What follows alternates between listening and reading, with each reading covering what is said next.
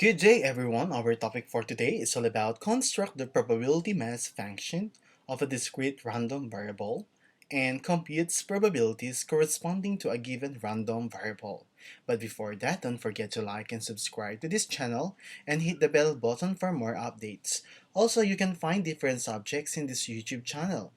Just select the playlist section. And finally, please don't skip the ads for this video. Thanks! And now, let's proceed to our main topic for today. Let's have this example. A small remedial class contains 8 boys and 5 girls. If 3 students were selected at random one after the other, determine the values of random variable B corresponding the number of boys.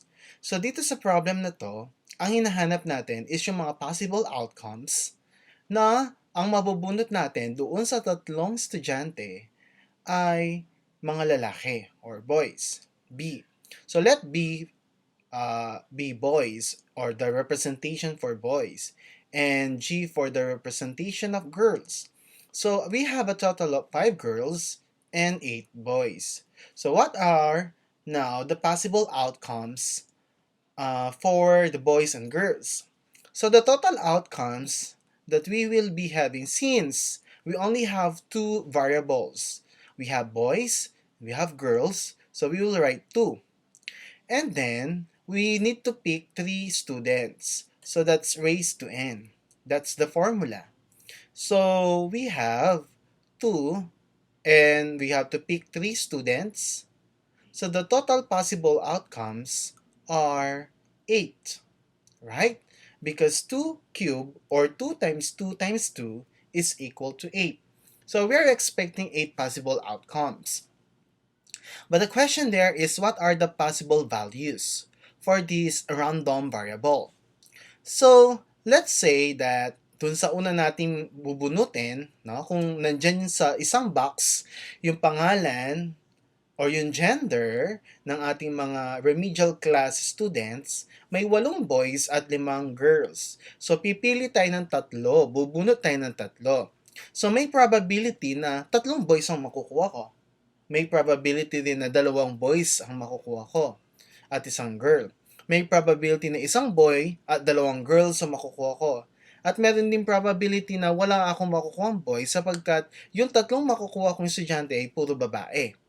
Okay, because we have a total of 5 girls, so possible na makabundot ako ng 3 babae. So now, ang una natin gagawin is we will construct first the table. So if we will consider the outcomes, may possibility na makakabunot ako ng 3 boys sa aking sa random sampling na gagawin ko. Or possible na 2 boys muna then girls. Or pwedeng boys muna, girl, tapos boy. And then, pwedeng girl muna, pero dun sa 2 binunot ko sa bandang huli, ay parehong lalaki. Or pwedeng lalaki ang una kong mabunot, then I'll be going to, mabunot ko yung 2 babae sa bandang huli. Or pwedeng babae muna, tapos lalaki, then babae. Or maaaring mabunot ko is 2 babae, and then pinaka-last is boy.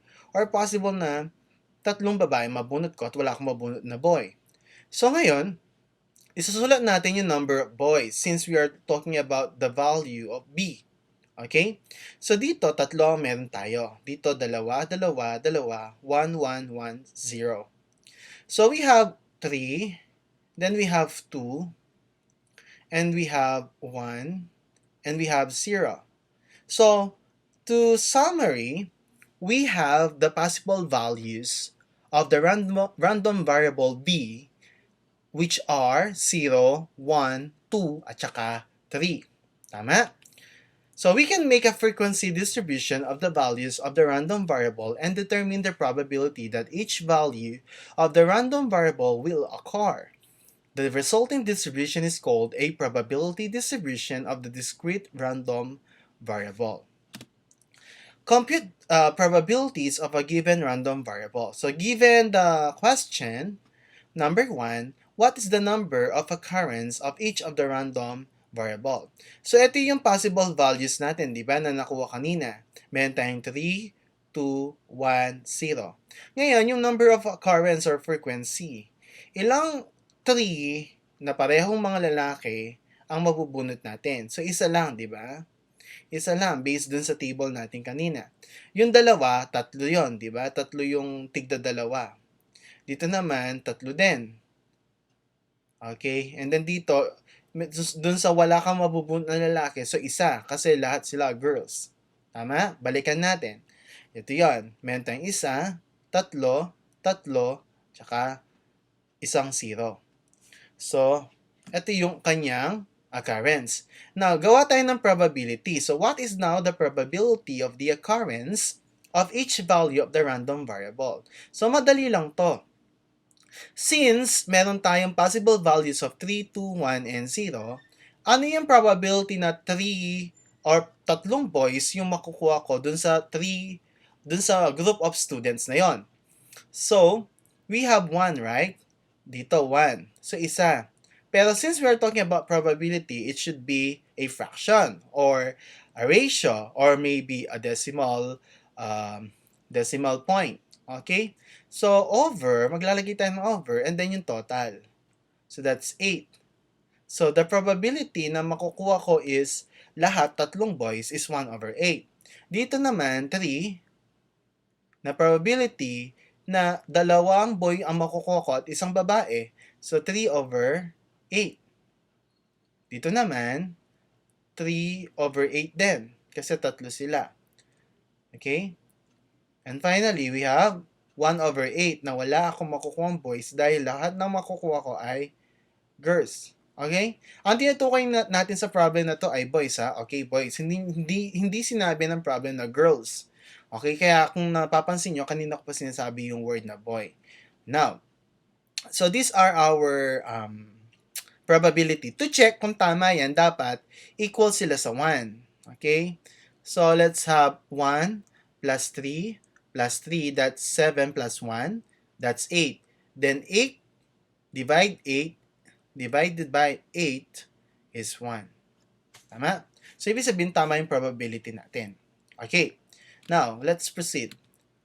So, ito na yung mga nakuha natin. So, for the boys, we have 3, 2, 1, 0 possible values.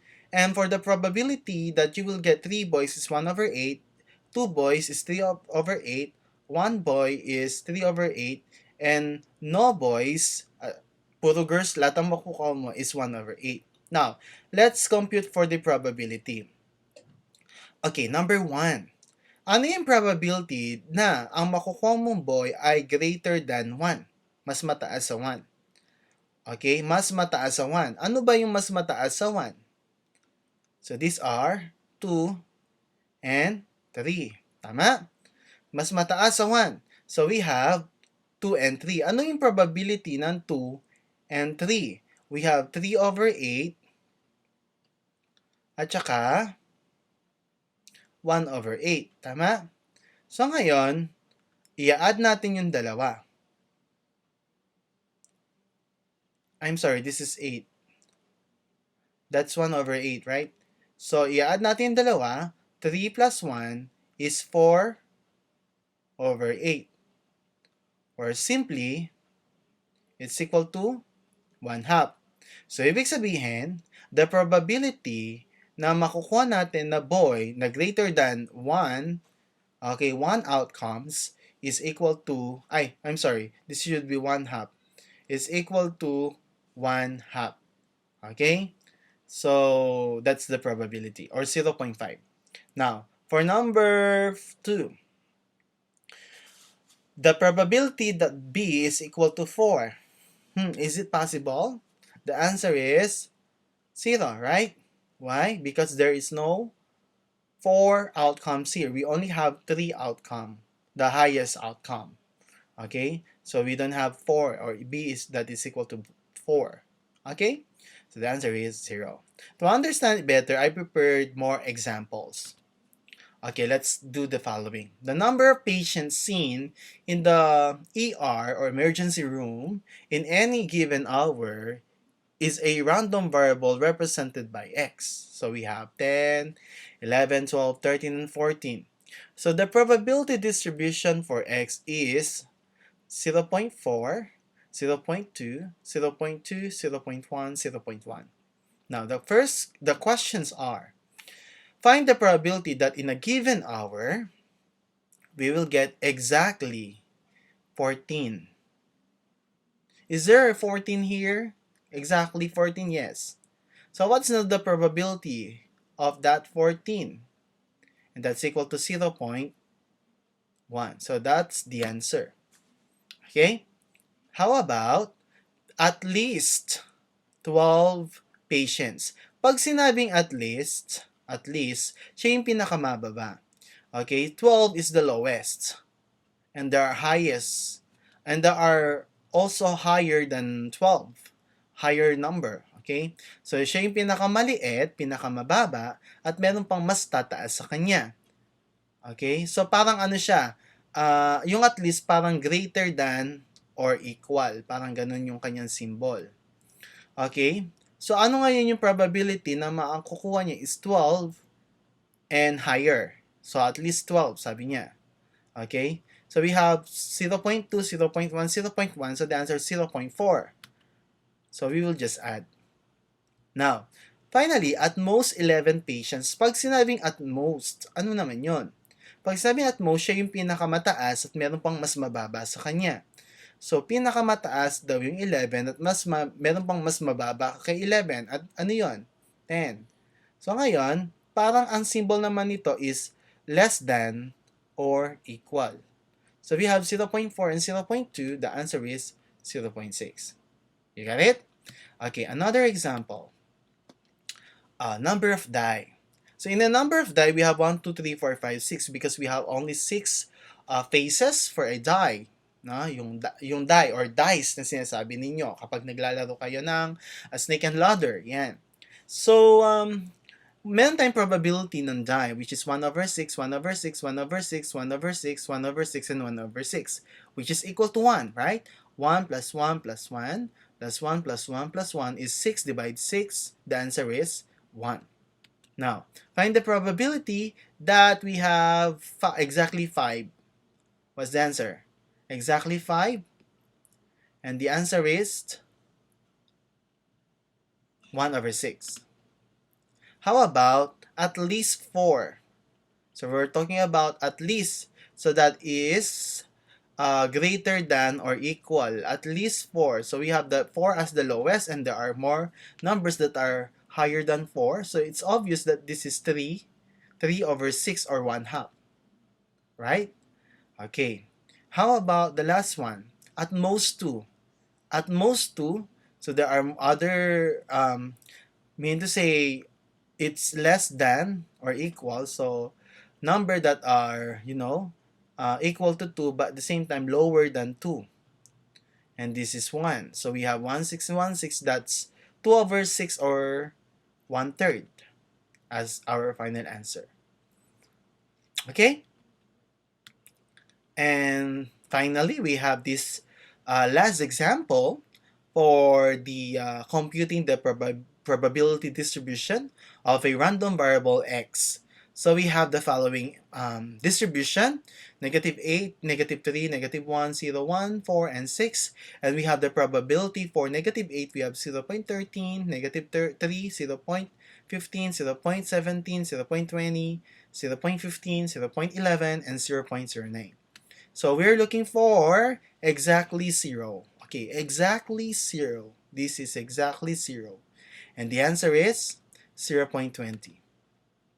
At most 0. When you say at most, again, 0 is the highest. What are the lowest number than 0? And these are -1, -3, and -8. So we will just add all of this to determine the probability. So the answer is 0.65. If you want to check, you just can add 0.13, 0.15, 0.17, and 0.20. And finally, we have at least -3, meaning to say at least it is the lowest, and at most 1. So -3 as the lowest, meaning to say may tataas pa, there are numbers that are greater than 3, ay -3, and at most 1. So, this one, okay? So, Since it's negative 3 at least and at most 1 meaning to say mas mayroon pang mababa sa kanya, so may pagitan. So ito yung pagitan lang nila, right? Ayan. So therefore, we will just add them. So 0.15 plus 0.17 plus 0.20 plus 0.15, the answer is 0.67. Okay? When we're talking about this is equivalent to x less than, greater than, or equal to negative 3, but less than or equal to positive 1. Okay? So you can check, you can just add all of this to check if it is 0.67. Alright, so that's all about the lesson of constructing the probability mass function of a discrete random variable and computes probabilities corresponding to a given random variable. With that, thank you very much for your listening.